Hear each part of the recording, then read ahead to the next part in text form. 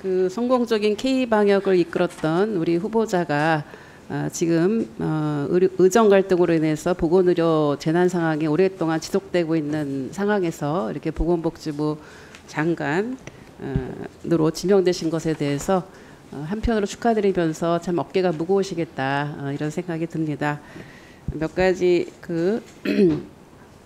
앞서서 제기된 의혹들에 대해서 그냥 간단하게 좀 정리를 좀 해볼까 싶습니다.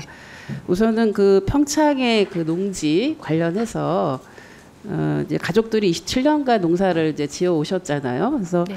뭐 몇 가지 의혹들도 제기되긴 했지만 굉장히 그 농사를 지으시려고 참 가족들이 애를 많이 쓰신 것 같아요. 근데 앞으로 이제 장관이 되시면 이 농사 짓기가 쉽지는 않을 것 같은데 네. 앞으로는 어떻게 하실 생각인가요? 최대한 법을 지키면서 농사 지을 수 있는 방법을 좀 찾아보려고 하는데요.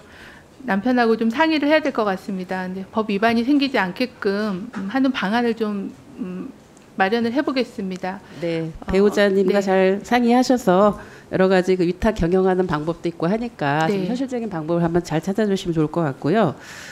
그 주식 관련한 부분도 이제 쭉 들여다 보니까 이제 직무 관련성 심사도 계속 받으시고 했는데 이제 이후에 또 이제 장관이 되시면 또 직무 관련성 심사를 받으셔야 되잖아요. 네. 예, 그래서 이제 받고 나시면은 뭐 문제가 있다, 직무 관련성 있다 그러면 다 뭐 정리하실 수 있고 배우자랑 상의해서 또 하실 수 있는 거 아닙니까? 네, 그거는 상의 없이 당연히 해야 되는 예, 일입니다. 예, 그렇게 해서 좀 국민들이 갖고 계신 걱정 이런 부분들을 아마 잘 정리하시면 되지 않을까 싶습니다. 왜냐하면 그만큼 우리 후보자께는 후보자에 대한 이 국민들의 기대는 굉장히 이렇게 원칙을 지키고 또 청렴하고 이런 이미지 때문에 아마 국민들이 이번에 좀 보건복지부 수장으로서 역할을 해달라고 하는 그런 여망이 있는 것 같습니다. 그런 부분들을 잘 좀 새겨주시기 바랍니다. 네, 유념하겠습니다. 네. 예.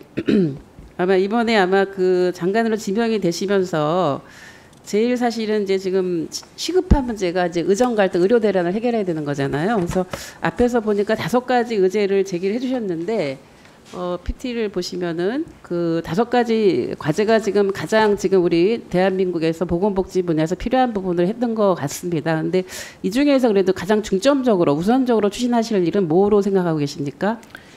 시급한 거는 의료 갈등을 정상화하는 게 시급할 것 같고요. 그 다음에는 내년부터 시행되는 돌봄법을 시행하기 위해서 지자체가 준비가 되어 있는지 인력이나 조직이나 사업 등을 점검하는 게 2번째로 시급할 것 같습니다.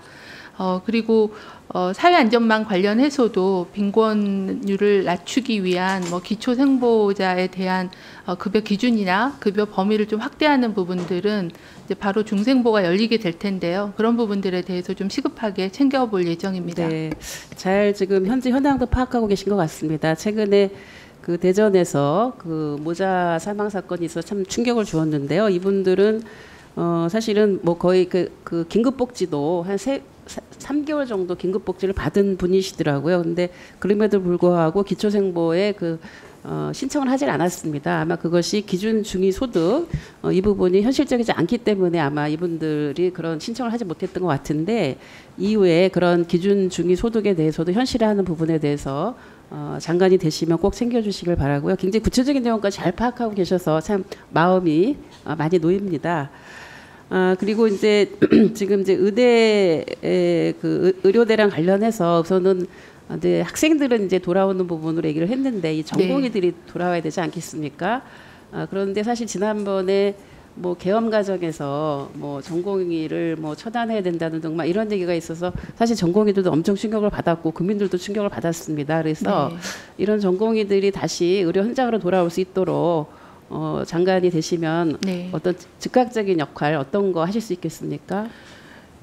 전공의들이 9월 수련 시작하는 그런 공모가 아마 7월 말부터 시행이 될 예정입니다. 그래서 시간이 많지 않지만 그 전공의 수련에 담당하는 전공의들과 수련 담당하는 병원들 그리고 각종 위원회들이 주체들이 좀 모여서 어떤 준비를 해야 되고 어떻게 복귀를 해야 되는지에서 논의를 시작했습니다. 그래서 복지부가 수련 협의체를 좀 만들어서 신속하게 하겠고요. 이게 단편적인 게 아니라 전공의들의 수련 환경을 개선하고 제대로 된 질적인 수련을 받을 수 있는 그런 체계를 만드는 계기로 만들어야 된다고 생각을 합니다. 그래서 네. 좀 더 전공의 수련을 개혁할 수 있는 그런 기회로 삼도록 하겠습니다. 네, 속도감 있게 좀 추진해 주셨으면 좋겠습니다.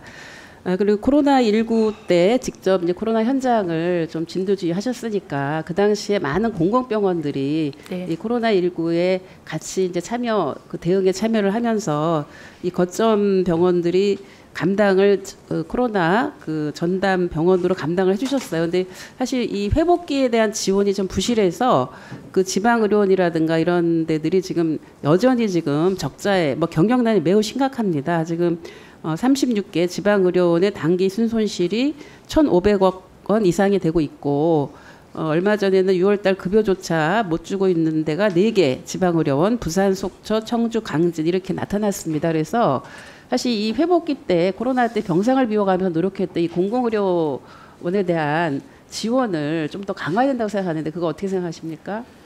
네, 코로나 때 공공병원이 초기에 코로나 환자를 대부분 격리 치료하면서 굉장히 큰 역할을 했다고 생각합니다. 그래서 그런 공공성으로 본 적자에 대해서는 충분한 보상이 필요하다고 생각합니다.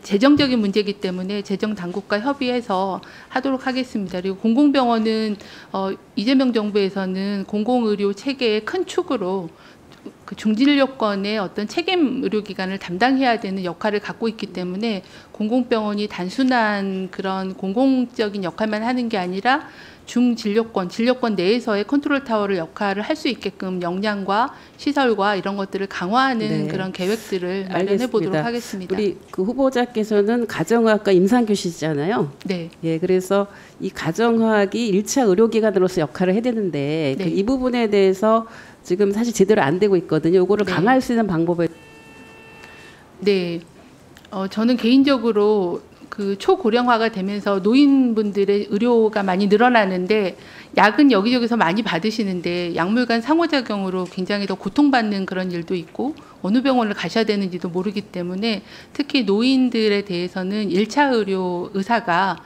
제대로 된 조정과 지속적인 진료를 하는 게 필요하다고 생각을 해서 지역사회 중심의 1차 의료를 강화하는 게 굉장히 중요하다고 생각합니다. 시범사업, 혁신적인 시범사업에 대한 게 예정이 되어 있기는 한데요. 좀 더 1차 의료를 강화할 수 있는 그런 정책과 방안을 마련해 보겠습니다.